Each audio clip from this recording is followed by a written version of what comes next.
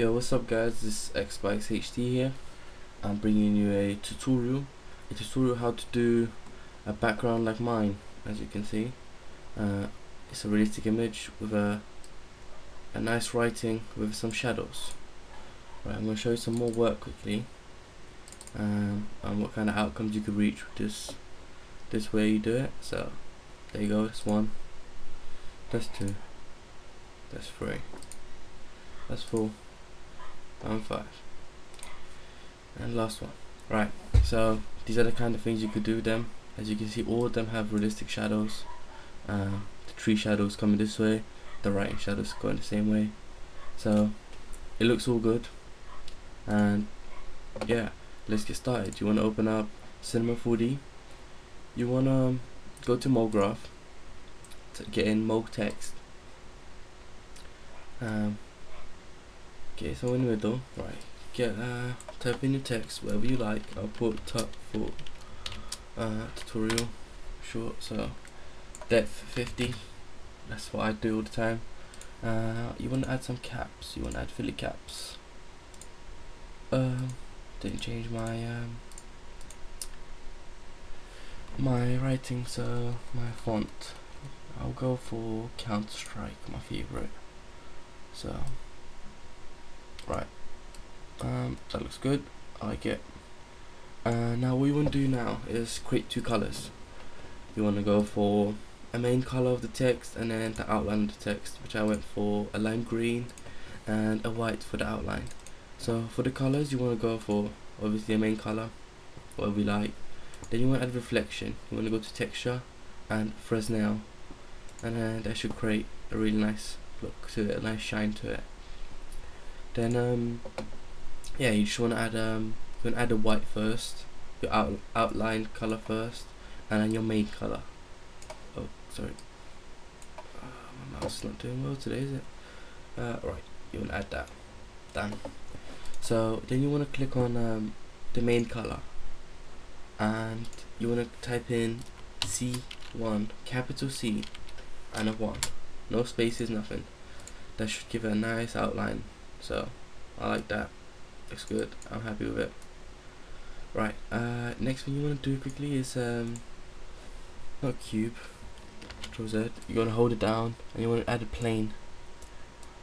Yeah, want to add a plane somewhere in the middle of the text, and then enlarge it so it's a fair amount bigger than text. You want to move it a little bit forward, since yeah, that's about right. I like that. That's good. Right, now what you want to do is you want to add a background. So you click another, you create another color. You create color. You want to disable specular. Go to color, click on this long bar, these three dots, or texture, and load image. So now you want to pick an image. I would advise the image being a resolution of 1920 by 1080, so 1080p resolution. So now you want to choose your image. I'll do this one, as I've done all of these anyway. So you want to close that. You want to drag this. Okay, no mind, wait. You want to now create a background. You want to hold down on floor and go to background, not foreground but background. So click on the color, drag it onto the background. Now you should have got background. Now the only issue you're having now, oops, sorry, you want to now select both the text and the plane at the same time. So click on the text, hold down Control, and click on the plane. So you move them both down at the same time, so you don't really mess around with them too much. Then you want to rotate it to about the same level as the floor is, where you're going to place your text. Now you want to drop it down to where your text you want it to be. So I'll put mine somewhere there. Give it a little bit of a rotate to the side, and I like the way it looks there. Now you want to quickly make sure the floor is just underneath your writing and it's not covering any of your writing. So that's about right. Yep, that looks good. So now if you render it, you have an issue of there being a big square in the middle.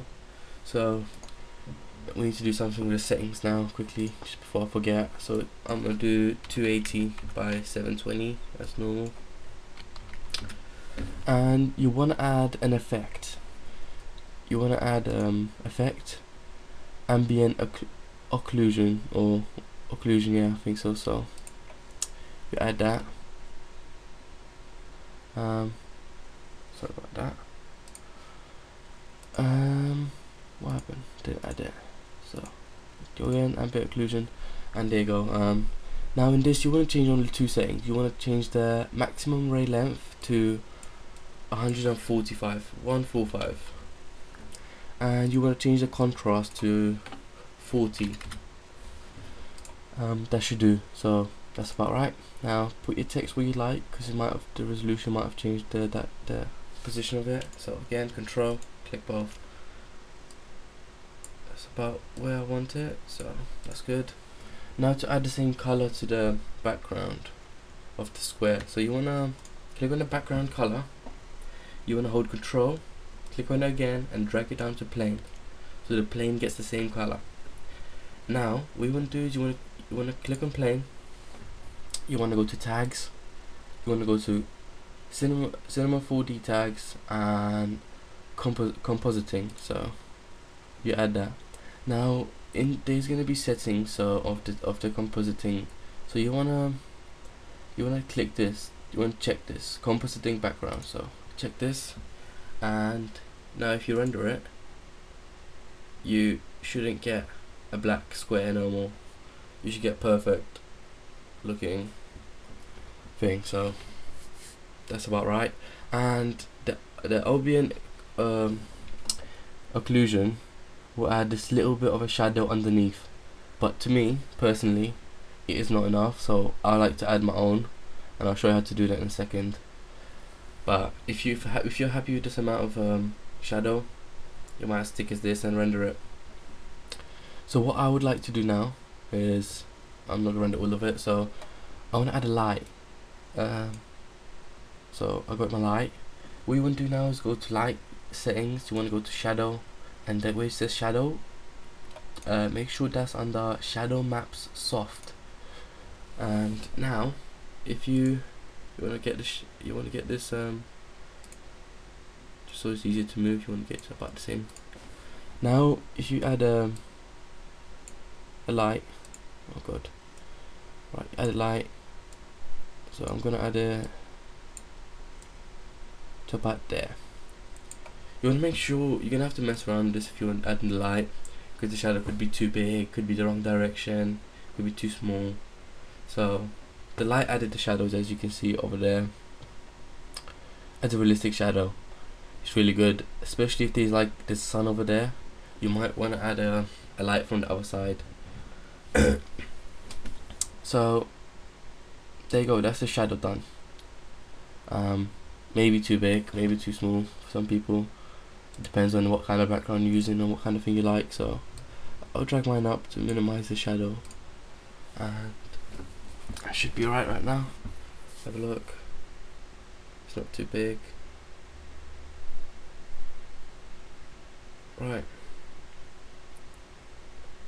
Yeah, I'm pretty happy with that. Looks alright. Not too big, not too small. Looks perfect.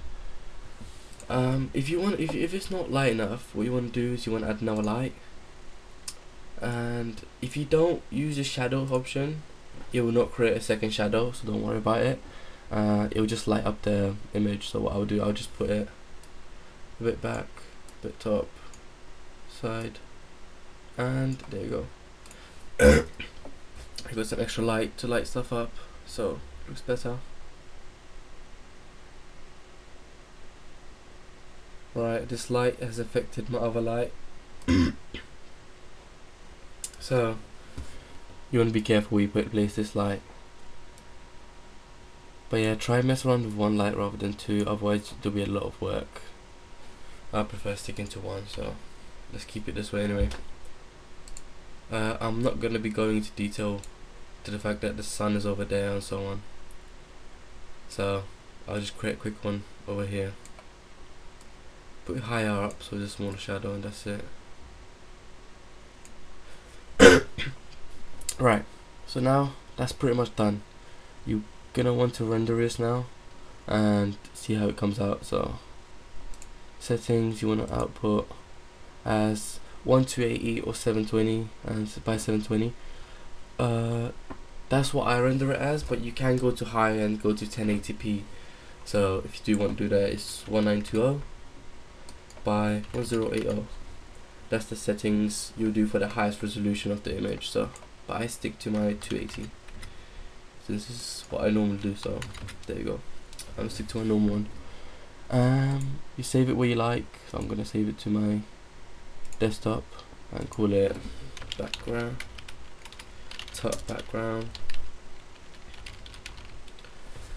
Save. You want to change the format into a JPEG. It's that simple, and then that's pretty much done. Make sure the ambient is there at 145 on maximum ray length and contrast is 40%, and you're good to go. So now render it out. Might take a bit. So, but yeah, that's pretty much how you do a background. You can go wild with this, creating your kind of stuff. I just done this quickly. Doesn't look the best, but you can go do your own thing with this. So add your own textures to it, add your own lights to it, check it out, see what looks good for you. Anyways, I should be doing more tutorials like this or other things just during doing Cinema 4D, After Effects, I guess some a bit of an Illustrator as well. So if you like any of these programs and you want me to show you how to do something on it, give me a shout in the comment or inbox me or something. I can do any tutorial for you. So hope you enjoyed this. Thank you for watching. Comment, like, subscribe. Thank you. I'm out. Peace.